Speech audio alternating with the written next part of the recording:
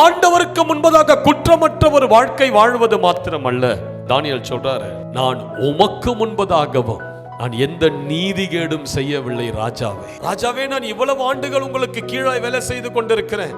என் கைகள் சுத்தமா இருக்குது. என் வேலையில நான் சுத்தமா இருக்கிறேன். நான் செய்யற தொழில என் கைகள் சுத்தமா இருக்குது. இந்த சாட்சி நீங்க சொல்ல முடியுமா பிரதர்? ஊழியெல்லாம் கூட செஞ்சிடலாம், ஆனா உன் கை சுத்தமா இருக்குதா? செய்யற அந்த வேலையில நீ உண்மையா இருக்கிறியா? சரியான நேரத்துக்கு உன் வேலைக்கு போகிறியா? உனக்கு கொடுக்கப்பட்ட அந்த வேலையெல்லாம் சரியான நேரத்துல நீ செய்து முடிக்கிறியா? வேலை ஸ்தலத்துல நீ அங்க வேலை செய்யாத அரட்டை அடித்துக் கொண்டு சிரித்துக் கொண்டு காலதாமதம் பண்ணிக்கொண்டு, ஆனா உனக்கு சம்பளம் மட்டும் வேணும். உன் தொழில பொய் பேசாத உன்னால சம்பாதிக்க முடியுமா? நீதிகேடு இருக்கிறதா உன் தொழில்ல?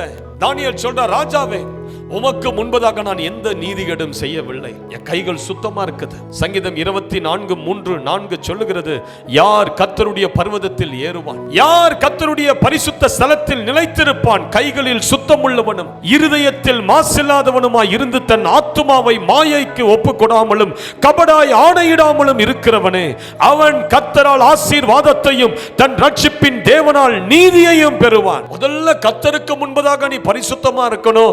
என ஆண்டவர் பார்க்கிறார். என் ஆண்டவருக்கு முன்பதாக நான் பயந்து நடக்கணும். நான் ஆராதிக்கிற இயேசு பரிசுத்தர், ஆகவே என்னுடைய வாழ்க்கையும் பரிசுத்தமா இருக்கணும். அது மாத்திரமல்ல, கர்த்தர் எனக்கு கொடுத்த இந்த உலக வேலை, உலக எஜமானுக்கு முன்பதாகவும் நான் நீதிகேடு செய்யாமல் நான் சுத்தமுள்ளவனாய் நீதி உள்ள ஒரு வாழ்க்கை வாழணும் என்று சொல்லி தன் வாழ்க்கையை இப்படி வாழுகிறவனுக்கு விரோதமாய் உருவாக்கப்படுகிற எந்த ஆயுதமும் வாய்க்காது.